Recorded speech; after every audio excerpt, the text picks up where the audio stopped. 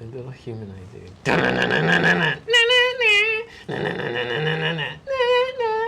Hosted by a cock and frog. Shaka talk. I've hit the streets, been round the block. Shaka talk. And jerk off in my dirty sock. Shaka talk. My name is Diar Rhea. Some people call me Fea. I've got something to say. Allow me just one prayer. Okay, I suffer from a mental block. Shaka talk. Like, oh my god, and what the fuck? Shaka talk. So turn it up and sit right back. Shaka talk.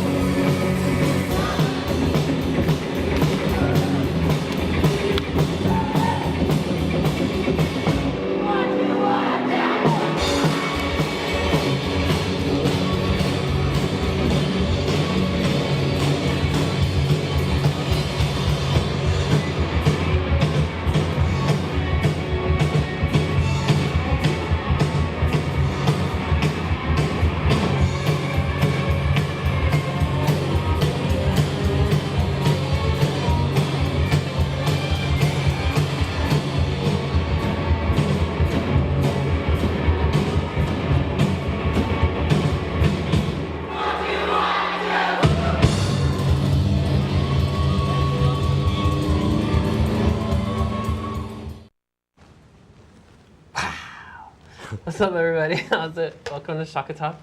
I'm your hostess, Diar Rhea. You can call me Diar. And I have a special guest today, my latest husband. Actually, he's been my husband for a while. His name is Joe Agogo. He's right there. Let's make him feel welcome. He's kind of nervous. Yay! Hey, Joe. What's up? Hi. And you are the man behind Jet Setter Productions? Yeah. What is that? It's my promotions company. You guys do concerts and stuff like that? Yeah, and clubs and whatever? We produce a bunch of almost anything. I did a fashion show once. You did? Yeah. What was it? It was Erica Miller, who's been a friend of mine for like over a decade, and she's been in the punk rock scene, and she started her company. It was called Alohatron. She later changed it to something else, but she wanted to throw her first fashion show, and she was doing a bunch of tights. Oh, I remember that. Yeah, you remember I didn't go, but I she'd remember do seeing about that. houndstooth and like neon greens and stuff, and then Cute. we were able to incorporate the local modeling scene stuff that's kind of blowing up in Chinatown, and You're all about the local stuff. yeah, Kinda. you know. You have like a few gigs going on, right? Like Broadcast, which is Thursday nights at Next Door. Is it Thursdays? Every Thursday, yeah. At Next Door, and that's like just bands. Well, yeah, it's bands. You know, anybody who performs, they go down there, and we give them like, you know, try to like get a video of it. Yeah, because we got a little following with the Chinatown. That's what the videos we're playing today, right? Those are from Broadcast. Yeah. Okay.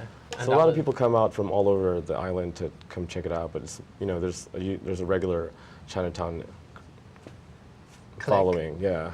I don't want to say hipster scene or anything like that. Okay. Don't say hipster. Whatever. Yeah, I don't want to offend anyone. And you do Fuck First Fridays too? Fuck First Fridays is a monthly that started about 2 years ago. That's at Mercury. Yeah. And why is it called Fuck First Friday? It's on Saturdays, right? Yeah, it's the Saturday after every first Friday. Because you want to have sex with First Friday? No, because, fuck First Friday. Oh, you know? fuck them. Yeah, we'll throw a better party the next day. Do you? With at least the douchebags and all that stuff. Aren't hipsters douchebags? Or do the hipsters go to your party? Yeah, I mean, it's a mixture of different things. I think the first year we kind of mixed it up just to unify everybody that was in the scene during the time and the different scenes that is. So there was like the punk scene, the ska scene, and everyone kind of just checked it out. But now when we started First Friday, it seemed like they all were actually showing up comfortably amongst themselves. But I know they've been trying to do that over the years, and it started with Rebel Rebel back in the day. Okay. That's how I think a lot of the scene ended up in Chinatown. From Rebel Rebel. You don't think it was controversy? And controversy, that's right. Both, right. Or controversy, or whatever they want to call themselves. And so, but now you're starting Ruby Soho? Yeah, Ruby Soho. That's soon, aren't you? Starting like May 18th or something? Yeah, the third Friday. With Gnarwhal, the band that we just saw? Yeah, and I believe Girlfriends too. Girlfriends? Okay. Yeah. They're going to be together that night? Yeah. I don't think they've ever played together too. This was the interesting part. And there's two approaches because the band that is featured, which is Men. Men. You like Men? Yeah, I like the music. It's really good. It's like they say a lot of things that are just black and white, but yet still jaw-dropping. And then with that message, they have really good energy in their music. Right on. And that's with JD Samson from Tigre? Yeah. Are we allowed, what do we call JD? Is she a boy, or, I mean, is it a he or is she? I just think that you wouldn't be able to refer to JD as a woman, I guess, or not a woman, but like she's definitely a woman. Because I noticed she has a mustache. Can you see my mustache? Yeah. I thought I shaved today, but I didn't too well. I just know that, what was it that they mentioned? My friend mentioned that someone was saying that she looks like the female Orlando Bloom. Ooh, cute. Okay. Yeah. And so that's going to be at Soho? Ruby Soho? Yeah, Ruby Soho, like Ruby Soho. Ruby Soho, okay. Yeah. Ooh. So, what else? And you said something about Joe Agogo. What was that?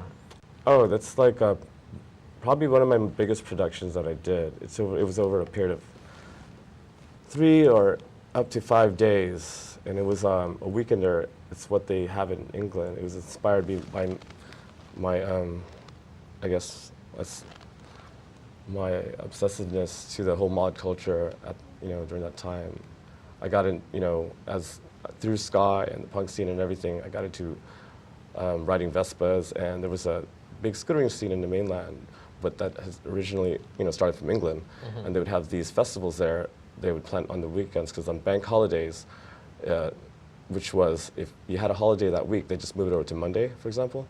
Okay. And so they'd have 3 days in a row. So that's when they throw these big parties, and they started this back in the 60s, so Iowa White and everything.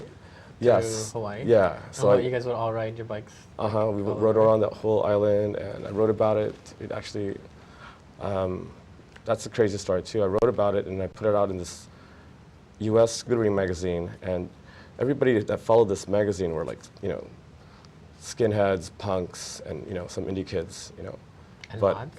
Yeah, and there was an older magazine that had been around for decades, and they were called Scootering. So I submitted to the first American press, and they kind of butchered my article. Oh. And it made me look like I was talking about myself the whole entire time. And they gave them all these awesome pictures, and they didn't use these, probably half of them or less. So, yeah, so I knew this was coming, and it was a quarterly magazine, so that I knew I had like 2 more months. So I submitted the same article to Scootering magazine. And did people show up? Was it good press? Did you have a good turnout? The first one I wrote about was a really successful one, and then the second one I threw was pretty successful as well. But I think it was bigger the second year, of course. I had people flying from England and shipping their bikes from like Portland. People and you stuff. know, or people you Yeah, just no, heard? people I just kind of met online or whatever. And they flew their bikes out here just to ride it around the island? Yeah, I was like, hey, That's I'm gonna, do this rally in Hawaii. This is gonna be the first scooter rally here, so let's go down. I'm gonna bring some bands, some DJs, spin mod music, Northern Soul, whatever, and bring a couple punk rock bands. I brought the Paracords, the Templars. But when I was writing, anyways, ADHD. When I was writing this article, I wrote it really well. I referenced a lot of pidgin references and gave them like the definition in like regular English. And they didn't run what you wrote? They cut it down, and I felt like I looked like a douchebag. What's our next video? Okay, This is another Jet Setter show. Oh, but to close that story out, by the way, Okay. so the second magazine that pressed it, they left out in everything that I wrote, and they put all the pictures in there. Oh, cool. And the funny thing is that they put that all on one page, whereas the U.S. magazine put it on 2 pages. So that magazine was really mad at me, because that English magazine that was around for like a couple more decades, and they actually did a really professional job, and satisfied what I wanted. And there was a lot of yanks. Yeah, they put a lot more. There was just so much more to the article, and I guess the American people. Let's watch the next video. Okay, cool. It's 86 list. I think they've been on this show before too. All right. Thank you. That song goes out to the HPD. And if you have any family members who are members of the police force, fuck them too. All right, this one's called HPD.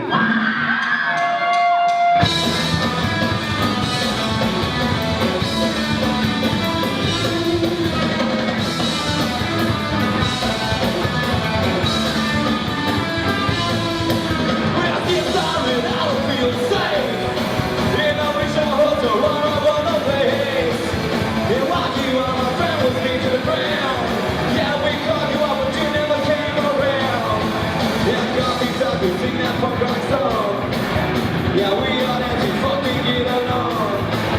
But every time you play that rock and roll sound, you come around, you try to shut us down.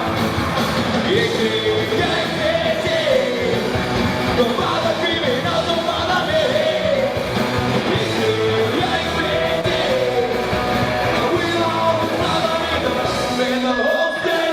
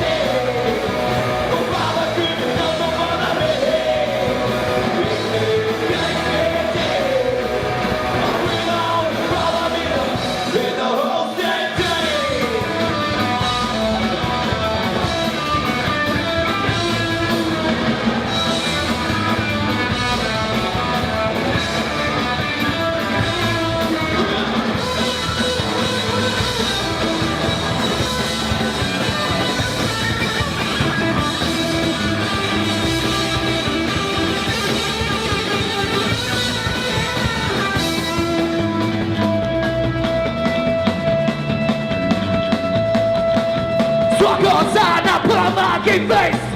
We said we're helping kids, they fucking love this place. He said, look man, you can talk and talk and talk, but you can't sit on the fucking sidewalk. It's the HPD. Don't bother criminals, don't bother me. HPD.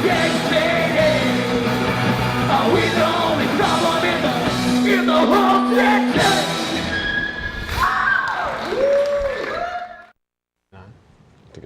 So it was 86 list of broadcasts.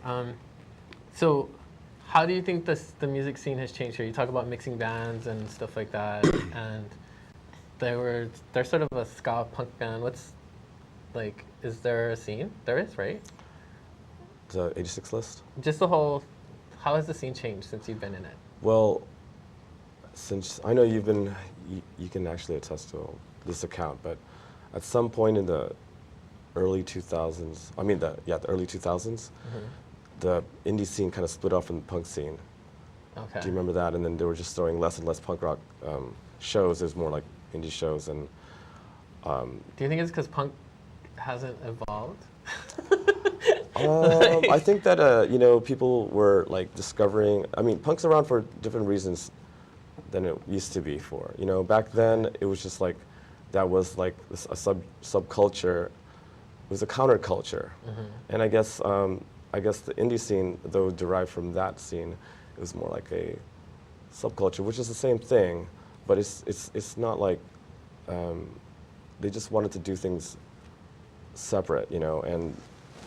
So yeah, I think so. I mean, yeah, because before there was hardly any shows, so everybody had to go to the same shows. But now that there's clubs are more open to having bands play, and there's more bands playing, and it's easier to make music and get your name out there and do things. Yeah, and there was a lot more going on during that time, Yeah. For the indie scene at least, and so now that so at some point, like the rave scene started blowing up, and there was also the goth scene. And everything was going on. There's no goth scene now, yeah, really. They did the dungeon recently. Yeah, but it's sort of like they're coming from the mainland and putting it back on, and then Priya, she fights with everybody and leaves. Is that Priya? Yeah. No, she had a big fight with the bouncers. They were so lame. Really? Yeah, they started coming for her. I was like, well, and she held her ground. It was so hot. She's like, come on, kick my ass. To Wow, these big crazy. solos and everything like that. It was hot. Yeah, there used to be a lot. It was diverse like that, and we had the Pink Cadillac, right?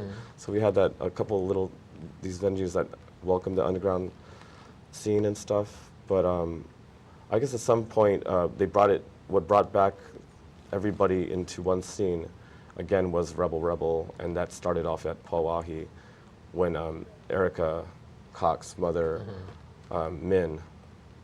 I love Min. She's hot. Yeah. She told me, after I stopped going out, she's all, hey, where your friends? I like you throw a party here. I want the gay. I don't like the Micronesian. Yeah. She's still doing that, I think. Is she still doing clubs? No, barking. Oh. So SOHO was what Pauahi and where Rebel Rebel used to be, yeah? Yeah. And now it's SOHO. Okay. And so is the scene, what do you think the state of the scene is now? Is it I guess at a good point, or is it still kind of collecting itself, or? I think it's starting to fine-tune itself a lot more. I think there's a lot of more bands coming out. I think people are getting influenced, and it has a lot to do with the internet or whatever. But just Hawaii, I guess the people that there's a lot of talented people out here, and they're just kind of grasping music, I guess, a little bit more advanced than they normally did, and that's definitely because of the internet. I was going to say the military. Freaking military. Okay, don't ask, don't tell. Let's just watch another video. Okay. I think it's off air. Okay. Broadcast. Cool.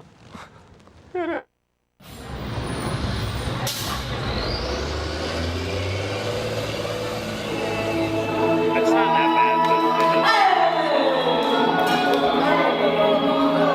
it really isn't that bad. I actually sort of enjoy it personally, but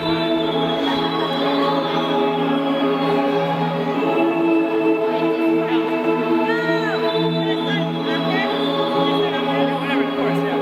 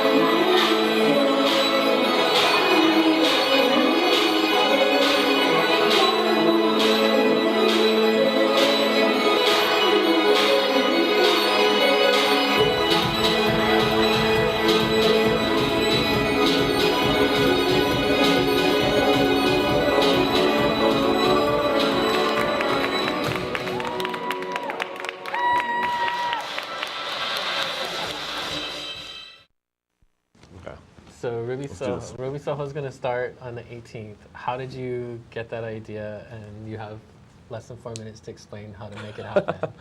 All right. Well, basically, like, I guess I've been trying to like say is this night is kind of like a continuation of what happened with the scenes. They kind of like all clashed during that era at Rebel over at Min's old bar, who, you know, she's a former like punk rock venue owner for many years and with C5 and everything. And that particular club had its, you know, I don't know, it had its charm through its grime. And so, yeah. So I wanted to just kind of throw a party that, you know, that mashes it all together and brings back. Exactly. Is it going to be grimy? It's going to be grimy no matter what you do that. Okay, so you got the idea to do the show, and then did you decide to book men right away? Like, how did you come across? I wanted to start the night with. I want to do this as a monthly where I bring a band out that's, you know, kind of danceable, whatever, of all genres really, and just come down to perform from the mainland. So I want it to be a concert, but I just don't want it just to be a concert that ends as a concert. I want it to continue on to it like a dance night, so it's really fun, so that people, if they didn't want to catch that band but they still wanted to go and dance, they can meet their friends over after the thing. So if they get in, to go down there after the show, they can get in for free if they're over 21, as long as they're dressed vintage. So I'm trying to like get everybody. Dress code? Yeah, it's a dress code. Are you not going to let people in if they're not? No, they can right? come in. They just have to pay $20, and if they were to see the concert, they'll still have to, you know, pay $20. But like, you know, it's, but if you're dressed cute, then you get in cheaper. Yeah. Okay. For sure. And so what, you emailed men, or how did you contact them, and how do you get them? And you're flying them out and putting them up and doing all that kind of stuff? Yeah. You have 2.5 minutes. I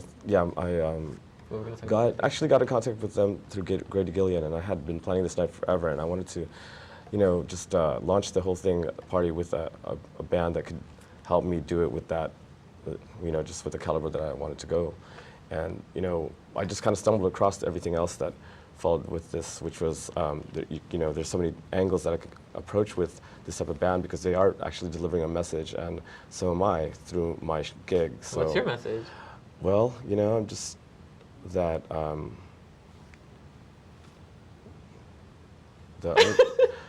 the message that, you know, that the scene's alive. It's like, you know, You're just trying to say, I just want to bring something out here. I want to make Hawaii. I definitely want to make Hawaii like more of a musical focal point, because it's happening, and it happens in a lot of cities. Florida, it's like some people travel out to those different places, and even Europe and stuff, but they come to Hawaii and they're just expecting beaches. But I think because we don't reach out to the tourists. I think there was a time where people were kind of like anti-tourists.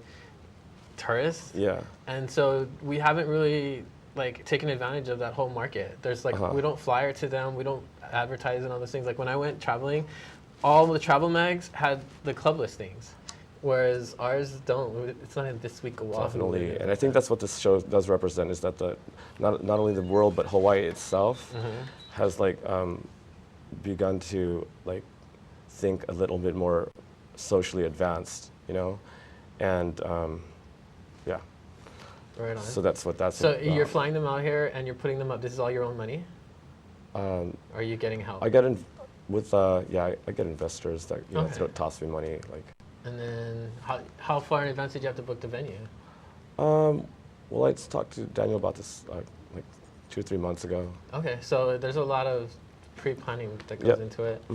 And are you scared? Are you nervous? Do you think it's gonna hit it? Well, it's a vision, so like you just go with your gut instinct, and yeah, there's a lot of anxiety and nervousness that goes into it, especially like, you know, from what I expect out of myself. You know, I mean, I don't expect this. I'm not going to throw this if it's not going to go off the way I want it. If it's not perfect, you're going to keep going, right? Yeah, and the biggest production before this was English Beat, and that turned out to be a success in itself too. So I think I had about like nearly 800 people there or some. Wow. I'm hoping to do the same with this show, but impact more people because of its different, diverse. I think you will. We're out of time. Thanks, everybody. Thank you, Joe. All right. It was fun. It was good. Don't worry. Cool. I'm not too worried.